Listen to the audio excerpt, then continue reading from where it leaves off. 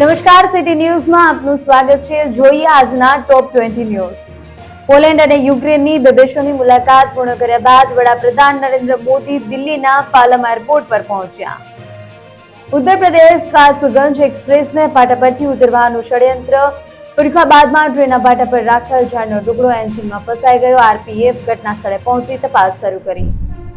પંજાબમાં કાયદો અને વ્યવસ્થા ઝડપથી બગડી રહી છે. સવારે બે બદમાશો અમૃતસરના એક એનઆરઆઈના ઘરમાં ઘૂસ્યા. એક મહિલા અને બાળકની વિનંતીને અવગણી દિવસના અજવાળામાં શ્રી સુખચેન સિંઘ પર હુમલો કર્યો. સુખચેન હવે હોસ્પિટલમાં તેમના જીવન માટે લડી રહ્યા છે. મુંબઈ બદલાપુર ઘટના પર વિરોધ પ્રદર્શન કરી રહેલા શિવસેનાના કાર્યકરો અને નેતાઓ પર શિવસેના સાંસદ પ્રિયંકા ચતુર્વેદીએ કહ્યું, મહિલાઓ અને દીકરીઓ પર જે અત્યાચાર થઈ રહ્યો છે, 10 દિવસમાં 12 ઘટનાઓ બની છે. ગુજરાતના અમદાવાદમાં ભારે વરસાદને કારણે શહેરના અનેક જગ્યાએ પાણી ભરાયા. અયોધ્યામાં પીડીએ સમુદાયના એક વ્યક્તિ પર શાસક વર્ચસ્વવાદીઓએ મફતમાં દારૂ ન આપવા બદલ જીવલેણ હુમલો કર્યો. સત્તાના નશામાં ધૂત આવા લોકો સામે ભાજપ સરકારો કોઈ પગલાં લેશે કે પછી કોઈ ઉચ્ચ સ્તરીય ફોર્મ્યુલા ઉમેરી તેને બચાવી લેવામાં આવશે? SPU registrar professor doctor Ramesh Kumar રાવતને સોશિયલ ચેન્જ મેકર્સ એવોર્ડ 2023 એનાયત 14મી ઇન્ડિયા CSR લીડરશિપ સમિટ 2024 દરમિયાન એવોર્ડ આપવામાં આવ્યો. ખેડબ્રહ્મા પાસે આવેલા ખેડવા ડેમમાં ભારે વરસાદને પગલે નવા નીરની આવક. ખેડવા ડેમમાં એક દરવાજો ખોલાયો. ચોમાસાની સિઝનમાં સૌપ્રથમ જિલ્લામાં ખેડવા ડેમનો એક દરવાજો ખોલાયો. મુખ્યમંત્રી ભૂપેન્દ્ર પટેલે ભાવનગરમાં ગુજરાત હાઉસિંગ બોર્ડના 1472 મકાનોનું ઉદ્ઘાટન કર્યું.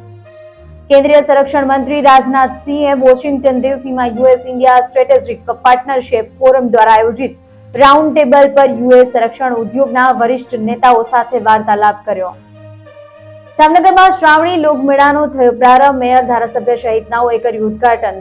આગામી 3 સપ્ટેમ્બર સુધી ચાલશે મેળો. મુસ્લિમોની ધાર્મિક લાગણી દુભાવનાર સામે રજૂઆત. વાંકાનેર પ્રાંત અધિકારીએ પાઠવ્યો આવેદનપત્ર. મહારાષ્ટ્રના કથાકાર સામે પગલાં લેવા ઉચ્ચારી માંગ. વાગરાના વિલાયત ગામમાંથી વહેતી ભૂખી ખાડીમાં અસંખ્ય માછલીઓના મૃત્યુ. ખાડીમાં કેમિકલ છોડાઈ હોવાની આશંકા. જૂનાગઢમાં દલિત યુવકને મારવાનો કેસ. ગોંડલ ગણેશની જામીન અંગે 27 તારીખે સુનાવણી. બંને પક્ષોની દલીલો સાંભળી ચુકાદો અનામત રાખ્યો. જન્માષ્ટમી પર્વને લઈ તંત્ર હરકતમાં. મોડાસામાં મીઠાઈના વેપારીને ત્યાં દરોડા. પેંડા, બરફી સહિતના સેમ્પલ લીધા. કાલાવડમાં સફાઈના અભાવે ઠેર ઠેર ગંદકીના ગંજ. હવેલી શેરી, સોની શેરીમાં કચરાના ઢગલા. રજૂઆત કરવા ગયા પર ચીફ ઓફિસર હતા ગેરહાજર. અમરેલીના ધારીગીર પંથકમાં વરસાદ મહેરબાન થતા નદી નાળા છલકાયા. 40 જેટલા ગામડાઓને એલર્ટ કરવામાં આવ્યા. અરવલ્લીના સજ્જનપુરમાં ધોધમાર વરસાદ. 1 કલાકમાં 1.5 ઇંચથી વધુ વરસાદ વરસ્યો. વાવેતરમાં પાણી ફરી વળતા પાકને નુકસાનની ભીતિ. બગોદરા હાઈવે પર બનેલો બનાવ. ધારાપુર પાસે સ્ટ્રીટ લાઇટમાં લાગી આગ. 7 કલાકની જહેમત બાદ કાબુ મેળવ્યો. વિસનગર તાલુકાનું ઉદલપુર ગામ પાણીમાં ગરકાવ. તંત્રની બેદરકારીના કારણે તળાવનું પાણી ગામમાં ફરી વળ્યું. ગટર લાઇન અને વરસાદી પાણીનું જોડાણ એક જ લાઇનમાં હોવાથી તળાવનું પાણી ગામમાં ફરી વળ્યું.